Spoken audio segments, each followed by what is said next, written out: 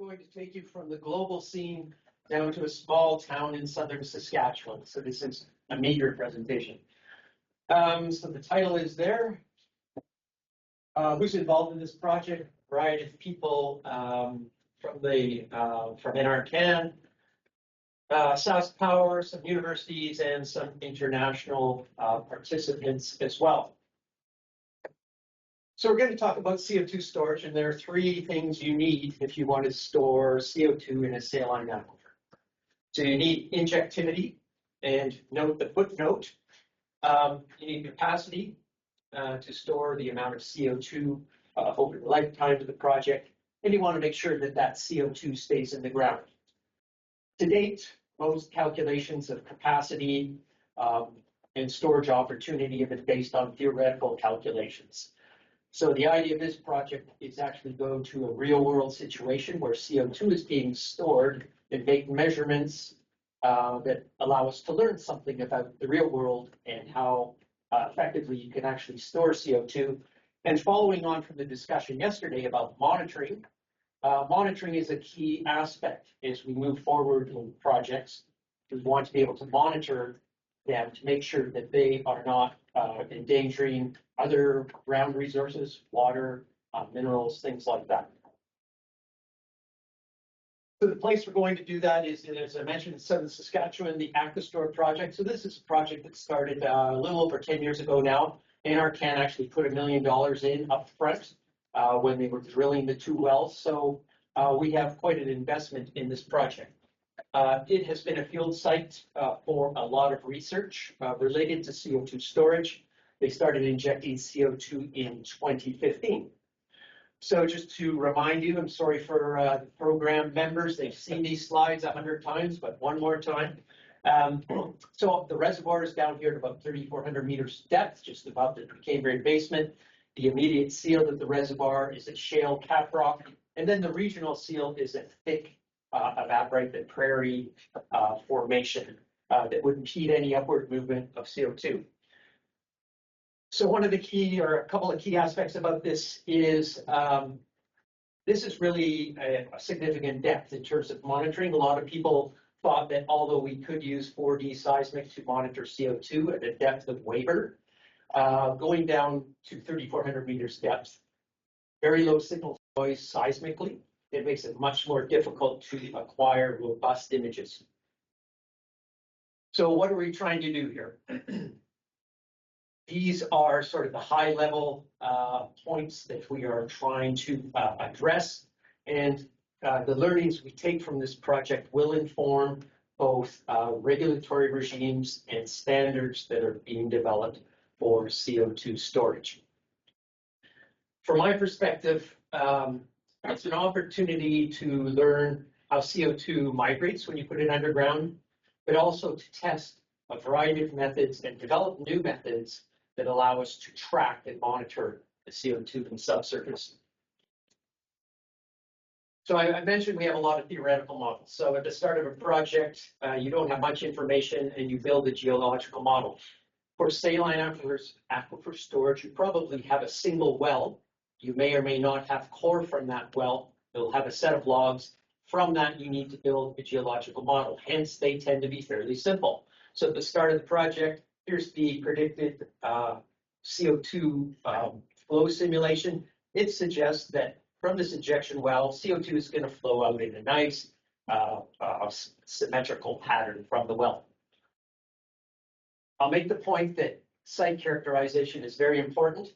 You need as much information as you can, and if you use all of the information in 3D seismic data, you can build a much more sophisticated model that better predicts where the CO2 will go over time. But you need to dynamically update that model as you acquire monitoring data.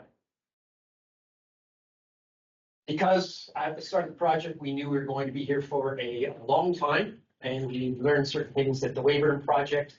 We installed a permanent array of geophones, and they're shown here. Here's the injection well in the center of the area that we're monitoring. That's about 2.5 by 2.5 kilometers.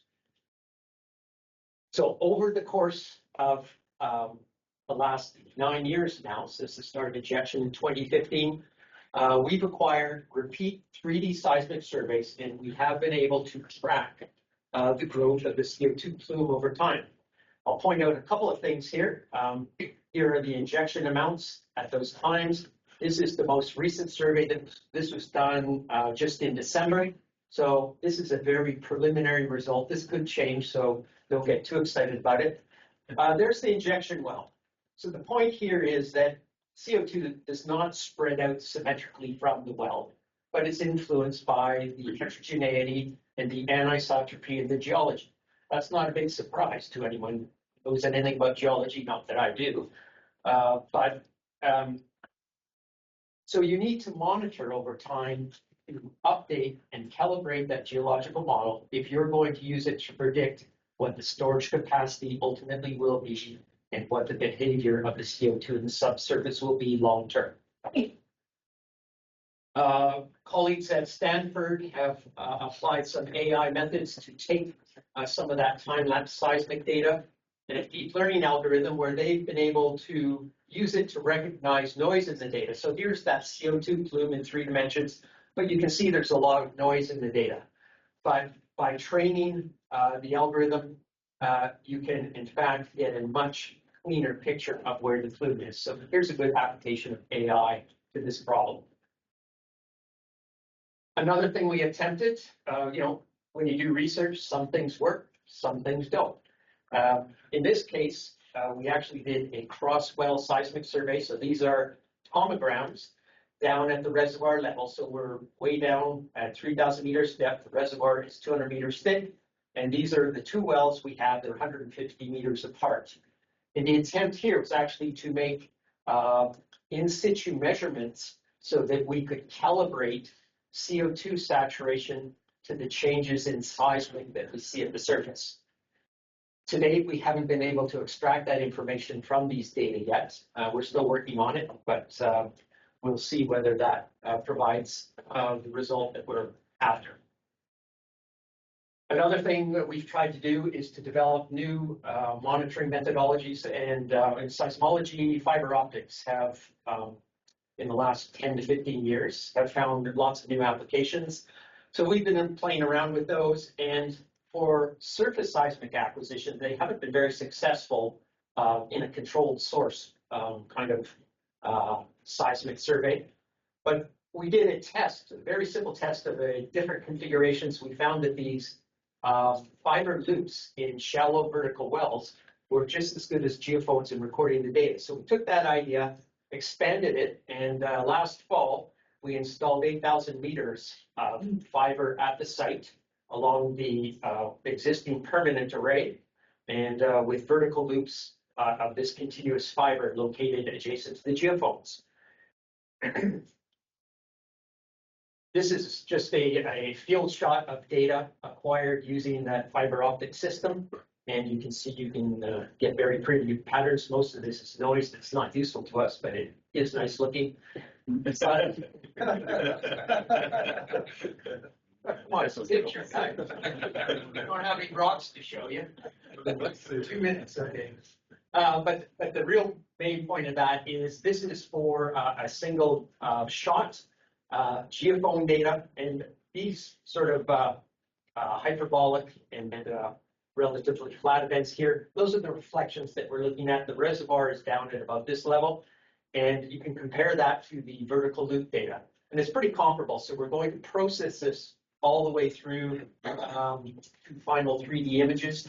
And the idea is that rather than using conventional geophones, you could instrument the field with fiber at the start of a project and use that for monitoring over the next 20, 25 years, whatever. The other thing is we want to look at less invasive methods. So one way of doing that is with passive seismic recording and using seismic interferometry. So here's a comparison of a slice through the 3D volume acquired with dynamite. This is acquired just by listening and cross-correlating data. Down at the reservoir level, it's not very good, but if you're monitoring at a shallower level, these results suggest that you might be able to do this passively as opposed to going out and producing seismic waves some other way. Our Japanese colleagues have deployed a stationary seismic source at the site. Oh, that's bad news. So what have we learned? I'll let you read through most of this. The one maybe I'll talk a bit about is induced seismicity. I think with CO2 injection, it can be managed at Aquastore. The key in all cases is site characterization and choose a good site. It is all of these sites mentioned, Aquastore, Weyburn, and Quest, are all in tectonically stable areas, so they're good sites for CO2 storage. Aquastore, we haven't seen any microseismicity. Weyburn, Mydale, very low levels of microseismicity, but they're injecting and withdrawing. So rather than a single well, they have pressure control by distributed injection system. And then at Quest,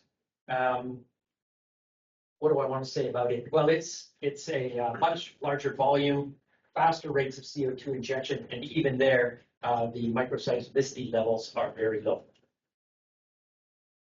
What's next? This is the last slide, I think. As new projects come online, we're going to see multiple projects in the same area injecting in the same reservoir.